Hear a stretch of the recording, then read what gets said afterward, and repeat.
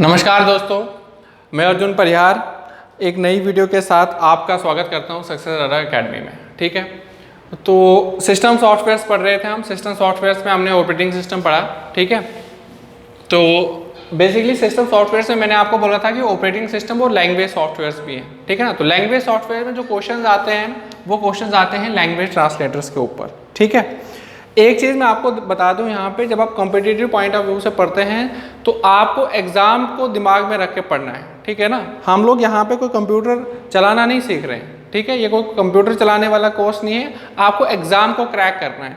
ठीक है, तो आपका माइंड सेटअप भी ऐसे ही होना चाहिए कि हमें पेपर को कैसे क्रैक करना है, और जो पेपर रिक्वायरमेंट्स है मैं उसके हिसाब से कोशिश कर रहा हूँ कि आपको उसी हिसाब से जो मटेरियल है वो प्रोवाइड कर सकूँ। ठीक है, तो लैंग्वेज ट्रांसलेटर्स के ऊपर ऑलमोस्ट क्वेश्चन होता है। ठीक है, तो 50% से ज़्यादा चांसेस होते हैं कि लैंग्वेज ट्रांसलेटर्स के ऊपर आप क्वेश्चन देखो, एक नहीं तो दूसरे पेपर में यह आया ही आया होता है। तो बेसिकली लैंग्वेज ट्रांसलेटर्स क्या होते हैं? लैंग्वेज ट्रांसलेटर्स होते हैं ऐसे प्रोग्राम जो एक लैंग्वेज को कन्वर्ट करते हैं दूसरी लैंग्वेज में। ठीक है ना, ऐसा प्रोग्राम जो एक लैंग्वेज को कन्वर्ट कर देता है दूसरी लैंग्वेज में। समझ आई बात आपको? ठीक है, इनको क्या कहा जाता है? Language translators. अब हमें कौन कौन से ट्रांसलेटर्स पढ़ने हैं? हमें पढ़ना है असेंबलर क्या करता है, कंपाइलर क्या करता है, और इंटरप्रेटर क्या करता है। तो आप प्रीवियस ईयर क्वेश्चन देख सकते हो, इन तीनों के ऊपर कोई ना कोई क्वेश्चन आया होता है। तो असेंबलर, कंपाइलर और इंटरप्रेटर में क्या बेसिक काम होते हैं? तो सबसे पहले देखिए असेंबलर का क्या काम होता है। यहाँ नाम से ही पता चल रहा होगा आपको कि यह है असेंबलर। ठीक है, असेंबलर क्या करता है? असेंबली लैंग्वेज को कन्वर्ट कर देता है किसमें? मशीन लैंग्वेज में। असेंबली लैंग्वेज को कन्वर्ट कर देता है किसमें?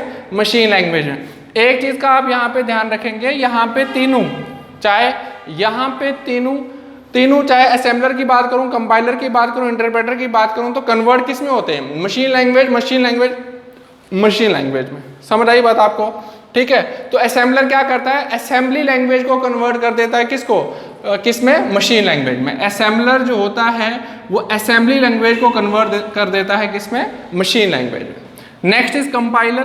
कंपाइलर क्या करता है? कंपाइलर कन्वर्ट करता है हाई लेवल लैंग्वेज को कन्वर्ट कर देता है किसमें? मशीन लैंग्वेज में। किसमें कन्वर्ट कर देता है? मशीन लैंग्वेज में। ठीक है, इंटरप्रेटर क्या करता है? इंटरप्रेटर जो होता है ये भी हाई लेवल लैंग्वेज को कन्वर्ट कर देता है किसमें? मशीन लैंग्वेज में। फिर आप पूछोगे कि भाई कंपाइलर और इंटरप्रेटर में बेसिक डिफरेंस क्या है फिर? ठीक है, कंपाइलर और इंटरप्रेटर में बेसिक डिफरेंस क्या है फिर? ठीक है, तो कंपाइलर क्या करता है? कंपाइलर जो होता है ये भी हाई लेवल लैंग्वेज को मशीन लैंग्वेज में कन्वर्ट करता है, लेकिन कंपाइलर कन्वर्ट करता है एंटायर प्रोग्राम को। ठीक है, पूरे प्रोग्राम को एट वंस वो कन्वर्ट कर देता है किसमें? ये पूरा का पूरा जो आप प्रोग्राम लिखेंगे हाई लेवल लैंग्वेज में, उस पूरे प्रोग्राम को एट वंस वो कन्वर्ट कर देगा किसमें? मशीन लैंग्वेज में। लेकिन जो इंटरप्रेटर होता है ये लाइन बाय लाइन कन्वर्ट करता है। इंटरप्रेटर क्या करता है? इंटरप्रेटर जो कन्वर्ट करता है आपके प्रोग्राम को वो लाइन बाय लाइन करता है। ये याद रखेंगे आप। पहली चीज तो आप ये याद रखेंगे कि कंपाइलर और इंटरप्रेटर जो होते हैं वो हाई लेवल लैंग्वेजेस को मशीन लैंग्वेज में कन्वर्ट करते हैं। उसके बाद इंटरप्रेटर जो है वो कन्वर्ट करता है लाइन बाय लाइन, और कंपाइलर जो है वो कन्वर्ट करता है एंटायर प्रोग्राम एट वंस। और असेंबलर क्या करता है? असेंबली लैंग्वेज को कन्वर्ट कर देता है किसमें? मशीन लैंग्वेज में। ठीक है, तो इतना समझ आ गया आपको। Next is application software. Application software क्या होते हैं? बेसिकली यूजर नीड के हिसाब से, बेस्ड ऑन यूजर नीड। ठीक है, तो एप्लीकेशन सॉफ्टवेयर होते हैं। एप्लीकेशन सॉफ्टवेयर भी जनरली दो प्रकार के होते हैं। एक जो मैंने आपको पहले क्लासिफिकेशन में बताए थे कि हॉरिजॉन्टल सॉफ्टवेयर और वर्टिकल सॉफ्टवेयर। हॉरिजॉन्टल सॉफ्टवेयर कौन से सॉफ्टवेयर होते हैं? हॉरिजॉन्टल सॉफ्टवेयर को जनरल पर्पस सॉफ्टवेयर भी कहा जाता है। This is very important. Horizontal software का दूसरा नाम क्या है? General purpose software. General purpose software. General purpose software का मतलब है आपने यूजर ने कोई कस्टमाइजेशन नहीं की है। ठीक है, मैन्युफैक्चरर जो आपको वहां से प्रोवाइड कर रहा है वो सभी यूजर्स के लिए एक जैसे होते हैं। ठीक है, तो this is not based on user requirement. Not based on user requirement का क्या मतलब है? मतलब मैंने अपने हिसाब से इस सॉफ्टवेयर में कोई कस्टमाइजेशन या कोई चेंजेस नहीं किए हैं, वो सभी के लिए जनरल है। ठीक है, मतलब सभी यूजर्स के लिए एक जैसा रहेगा। जैसे फॉर एग्जांपल आपका व्हाट्सएप। ठीक है। तो ऐसा तो नहीं है कि आप अलग व्हाट्सएप यूज़ करते हैं, मैं अलग व्हाट्सएप यूज़ करता हूँ, मेरे व्हाट्सएप में कोई और फीचर्स है, आपके व्हाट्सएप में कोई और फीचर्स है, ऐसा कुछ नहीं होता है। सभी के व्हाट्सएप में सेम फीचर्स होते हैं। जैसे मीडिया प्लेयर हो गया, ठीक है, तो सबके लिए एक जैसा है। एडोबी रीडर हो गया, तो सबके लिए ऐसे सॉफ्टवेयर जो होते हैं वो एक जैसे होते हैं, इसलिए इनको क्या कहा जाता है, हॉरिजॉन्टल सॉफ्टवेयर्स कहा जाता है। क्या कहा जाता है, हॉरिजॉन्टल सॉफ्टवेयर्स, ठीक है। तो horizontal softwares are not based on user requirement, example WhatsApp, MS Office, browser, media player और Adobe Reader। अब next is vertical software. Vertical software का दूसरा नाम है स्पेशल पर्पस सॉफ्टवेयर।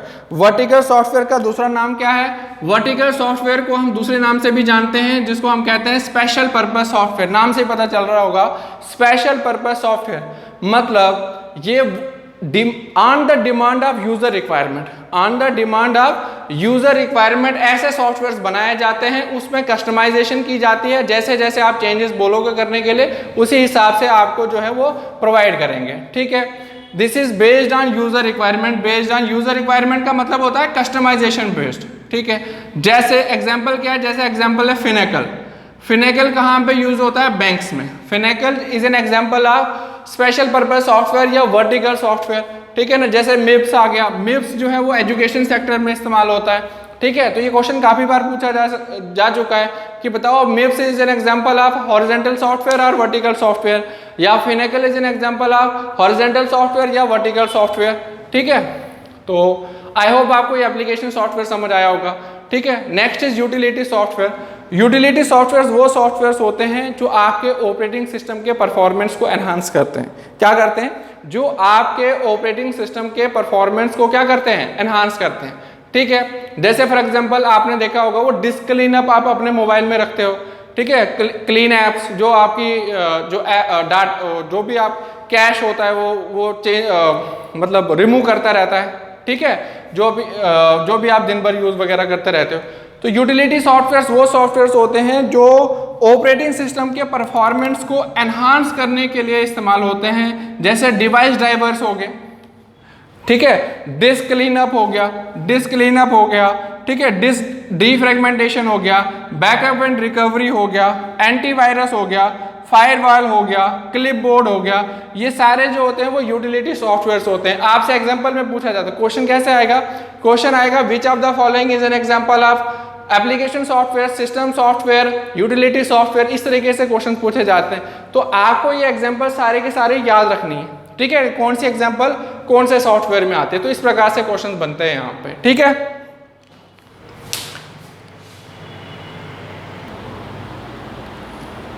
तो कुछ क्वेश्चन लिखे मैंने आपके इस बोर्ड पे, ठीक है। तो अभी तक हम पढ़ रहे थे यूटिलिटी सॉफ्टवेयर हमने कंप्लीट कर लिए।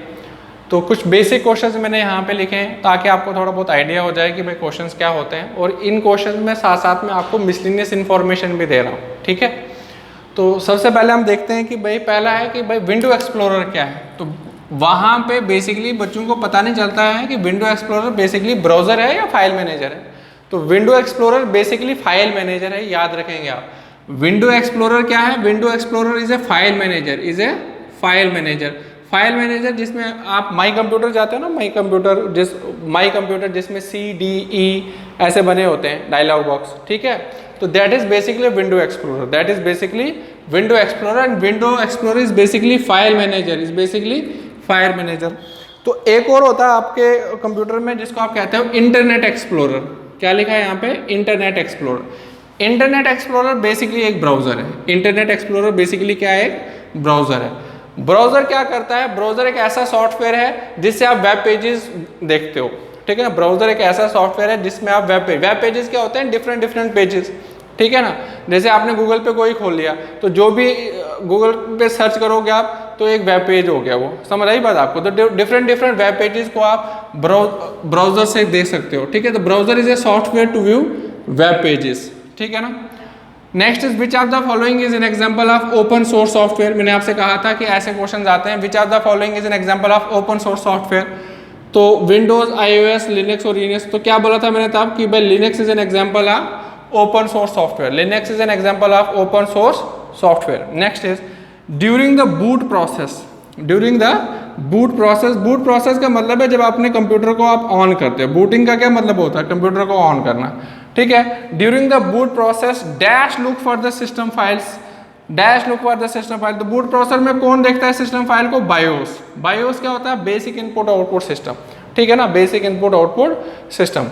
IBM stands for International Business Machine। IBM stands for International Business Machine। IBM stands for International Business Machine।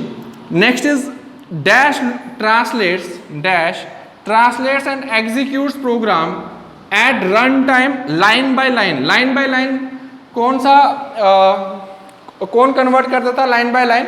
ठीक है, कौन सा कन्वर्टर? इंटरप्रेटर। इंटरप्रेटर जो था, ठीक है, एक लैंग्वेज ट्रांसलेटर है जो कन्वर्ट करता है एक लैंग्वेज को दूसरे लैंग्वेज में, लेकिन लाइन बाय लाइन कन्वर्ट करता है। क्या करता है? लाइन बाय लाइन कन्वर्ट करता है। Next, verification of login name and password. Verification of login name and password is known as authentication. इसको क्या कहा जाता है? Authentication. Dash is a text field near the top of a web browser window that displays the URL of a current web page। ठीक है ना, तो ऊपर जो एक विंडो बनी होती है, ठीक है ना, किसी भी वेब पेज को आप खोलते हो तो ऊपर जो एक जहाँ पे आपका URL शो करता है, उस URL जहाँ पे शो करता है उसे आप कहते हो एड्रेस बार। उसे आप क्या कहते हो? Address bar. URL stand for uniform resource locator. Uniform resource locator. Founder of email कौन है? शिवा अदुराई। ठीक है, Shiva Ayyadurai is a founder of email. ठीक है। Next is which of the following is suitable after you install new driver. अगर आप कोई नया ड्राइवर मतलब यूटिलिटी सॉफ्टवेयर अपने लैपटॉप में डालते हो तो इसमें से कौन सा प्रोसेस आपको करना चाहिए? क्या आपको कंप्यूटर को शट डाउन करना चाहिए, स्लीप करना चाहिए, रिस्टार्ट करना चाहिए, हाइबरनेट करना चाहिए? तो क्या करना चाहिए? आपको कंप्यूटर को रिस्टार्ट करना चाहिए। जब भी कोई नया ड्राइवर आप इंस्टॉल करते हो अपने कंप्यूटर में तो सबसे बेटर ऑप्शन है कि आप अपने कंप्यूटर को रिस्टार्ट कीजिए। बग क्या होता है? Basically bug is basically an error या फॉल्ट। ठीक है ना, कोई भी एरर को कंप्यूटर की लैंग्वेज में बग कहा जाता है, और जिस प्रोसेस से इस बग को रिमूव किया जाता है, जिस प्रोसेस से इस एरर को रिमूव किया जाता है उसे हम कहते हैं डिबगिंग। उसे हम क्या कहते हैं? डिबगिंग। तो आई होप आपको समझ आया होगा ये। ठीक है, तो थैंक यू।